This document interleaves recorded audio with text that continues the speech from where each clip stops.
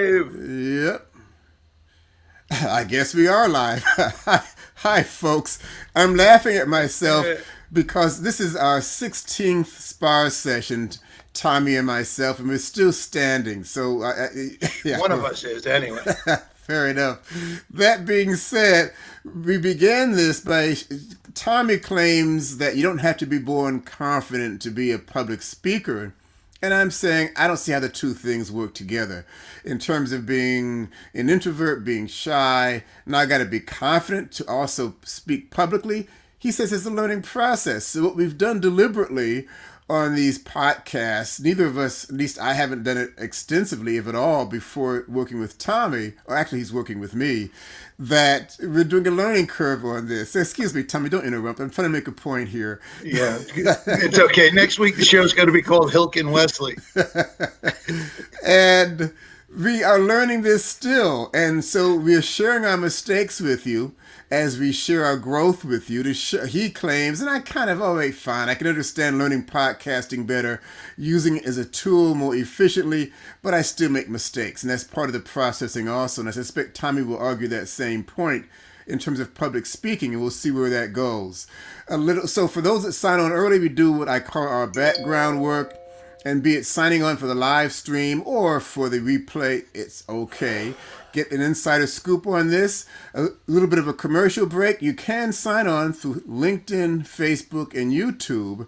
But if you want to leave commentary, particularly with YouTube, you must sign in through your Google account. And make your comments after the fact on the replay. We do follow up as best we can. We like your inputs and your thoughts. And for those that maybe forget to like, share it out.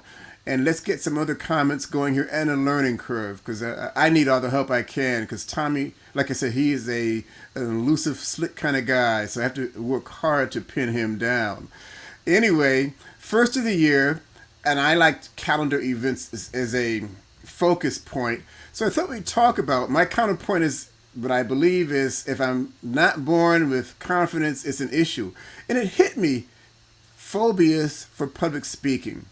And there are people who have, I even wrote it down, that stage fright. That's the proper word for it. I want to get this right, folks.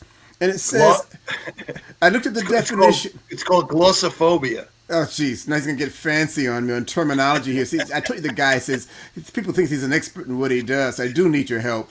It Glossophobia. says, I can't even say that too many, with more than two syllables. It says exacts a huge toll on self-confidence. Now, to me, that's the definition I looked up on a Google search. So that tells me that, geez, I'm already not confident. I'm already shy. I do much better sitting in the back of the room applauding at appropriate times of stage presentation. So I'm going to ask you, Tommy, do you first off ever get stage fright? We've discussed it, and I'll discuss it forever. I get some stinking thinking in my head. Mm-hmm. I wouldn't consider it stage fright anymore. Right. I would consider it the fact that me, like every other human being, I get stinking thinking, how's it going to go? Am I going to remember everything? Am I going to do everything before I get on stage? Mm-hmm. But once I get on stage, as I often say, I become this character. I stepped into this character, and I truly believe nothing can go wrong once I get on stage. But that's from years and years and years of experience. I hear that. Remember, I come back to this. Tommy doesn't know yet when he's talking about when he gets in character. He's just to make the distinction between being the character and getting in character. But we're still working on that part of it, folks. Yeah, it's a good point. It's a good point. I am a character. So, okay, fine. So let's do it this way. So here's a person that you're going to share with them. They want to do it. You make a good point. If you don't want to do it, you're not ready for it. That's certainly on you. However, if I understand you correctly, Tommy, you say that, however, if you want to make a good impression for yourself, for the business that you represent, presenting well is an important part of one of your additional tools you ought to have to be good at presenting your program. So assuming that's correct, still a shy guy, and so and even yourself, you have stage fright historically, less so now. How did you get over it? Maybe I'll push it in that manner. What steps did you take to move through your stage fright so it's not as flagrant as it was, say, 40 years ago? Yeah, you know what? It's just like anything else. Once you step up and you do it, like anything else in life, I'll share it I'll give another experience I did in my life. All right. Yeah, I went skydiving, Yeah. and all the thoughts that go through your head, you book it, a couple of weeks in advance. So you got 14 days of thinking, and the human body and the human mind takes you right to what could go wrong. Yeah, more like agonizing rather than thinking. That's my Right, side of this. right, agonizing. So you start to think about same type of thing. Your mind tends to go into the negative stream of what could go wrong. Oh my God, what am I doing? What are you thinking? So you get 2 weeks of that. Then you get in the plane and you're going up in the air and you're wondering, what could go wrong. And then the door of the plane. So it's all, it's going through your head, but unfortunately, we're kind of programmed. I think it's a survival thing that the fear and the negative keeps us from doing things that would kill us. So that's why it's exciting, is that first of all, you're going in a plane, and second of all, you're jumping out of one. So your mindset goes into fear. It's a survival tool. So the same thing with public speaking. It's built into us to at first be afraid, first get nervous. It's a survival tool as a human being. Hey, maybe I'd be better off not giving this presentation, out of sight, out of mind. But think about what I just said. Yeah, right? But out of sight, out of mind, right? Think about this. If you're in business and you can be seen and then be heard as a professional and competent and confident, it's only going to improve your bottom line. And that's what we're talking about in business anyway, is how do we improve the bottom line? And public speaking and giving presentations is a great tool for improving the bottom line. Well, you make it sound so simple and mechanical and so clean. Does it really work like that, or are there little micro steps one need to take? Because the over big picture, it's like a general telling the troops, well, we just got to win the war, so go out there and kick some butt. I would think it's a little bit more nuanced than that as an effort or a style. Yes, are there micro steps one can take to move it in that direction? Well, it's interesting, and I guess today will be a comparison day, right? Yeah. You go out to dinner, you go out to a fancy restaurant, a fine restaurant, and you sit down, and your food comes out, and it's absolutely laid out beautifully. It's delicious, everything about it, right? And there's a person in the back doing that, the chef, right? And what he did was he went and he learned a skill step by step. Did he ever burn a chicken breast, forget it in the oven too? Sure he did. Are you going to see that on your plate? No. So think about it. Same thing. Has he made the creme brulee and forgot to put the topping on? I'm sure he has, but you never saw it on your plate. So the answer is what goes on backstage, what goes on in here, when you bring it to the stage, everything changes. So the chef brings his food out. It's perfect. Right? Backstage, our practice, it's imperfect. We don't know our speech. We don't know our message. We have to practice. We have to learn. This is a learned skill. Being a chef is a learned skill. Being a shoe salesman is a learned skill. Whatever it might be, you still have to learn the skill before you bring it to the public. So that's all I've done. And yes, I'll share this with you. Proper training, wherever you feel you might want to get it, go. Do a year of training. That way, after a year, you've done it so many times. Repetition is the mother of success. I got to ask this question. You talk about proper training. Would that include you as a source of proper training? Well, thank you for that. I am. I work with people to help them in their presentation skills. But as well, I often share Toastmasters, one of the best places in the world to go. So yes, I do training for people who want to take their skill level to another level. When people are starting out and need to find their way, I always suggest Toastmasters. Okay, fair enough. Yeah. Now, that is an interesting question. Maybe we'll do that as another talk. Toastmasters versus you. Do you complement each other? Do you have different focus, different directions as a philosophy or style? No different philosophy or style whatsoever. No, I have some advanced techniques that you might not find in Toastmasters, and because of my skill level and my professionalism on the stage and my years of experience, so I can share from experience. Toastmasters has a strategic approach to getting better. So I look at it this way: on a scale of 1 to 10, 1, 2, 3 being Toastmasters, right? 3, 4, 5, 6, straight through 10, Tommy Hilcken. So I want you to get your foundation in. I don't, can I help you go from 0 to 3? Yes. Okay. But I like to work with people who already have a foundation in public speaking and want to improve to another level. Mm-hmm. So that's why I always say, go get some sort of training where it's nice and easy, and you're amongst peers, and you're being, evaluated by your peers in Toastmasters. Mm-hmm. Okay, interesting. So you're like in an AP or advanced placement course, if I understand you correctly? I'd like to look at it that way. It's the first time I've ever been called an AP, but that's okay. Well, I was going to say something else, but I thought AP for the media might be a nicer way of saying it. You're one of those smart guys. It's starting to catch on with me. You know phrases. Hey, I work at it. Like I said, folks, I need your help. The guy is good, and I sometimes I find myself walking back and forth, anticipating this very moment of what can we do to make this thing happen here. excuse Well, me. I want to say something to you. You had asked if there was a.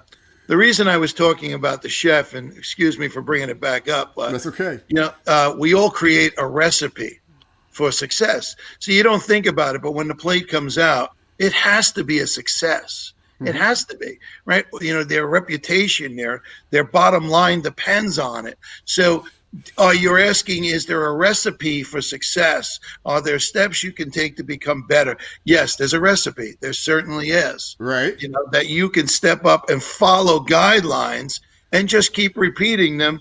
And sooner than later, and I'm going to share this with you today, I don't want to knock you out today. Right, no worry about that. Let me reassure you. Just to make sure you hit yourself accidentally. I want to congratulate you for how far you've come in your presentations in 16 weeks. See, the people might not understand, but I've been watching you for 16 weeks, and the improvement week to week to week is outstanding. Now, so folks, in a couple of weeks, you might be worth something. Folks, as a side issue, this is called sucking up. You can tell the guy's getting nervous. Next watch for the sweat coming down his forehead. Whatever tool he can find to change the course of direction on this, we're already winning, and I'm liking it. I'm not even breaking a sweat yet. Yeah. But as I said, the purpose here, folks, is that I don't think some people were born to be who they are. Some are shooting stars, and they have the glitter, the style, the persona, and God bless them. I do have a problem with it, but they're so far beyond me, I don't worry about it. My concern is to have people say, it's nothing, just do it. And it happens by itself, and I don't quite buy into that. I have always had to work very hard at what I do, and I'm not complaining. I think it makes me a better person.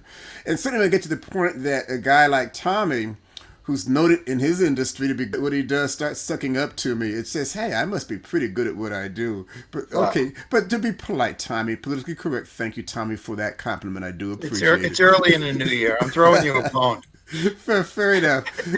We're both enjoying this. We're having fun with it. Somebody gave a thumbs up. We do appreciate that as a commentary.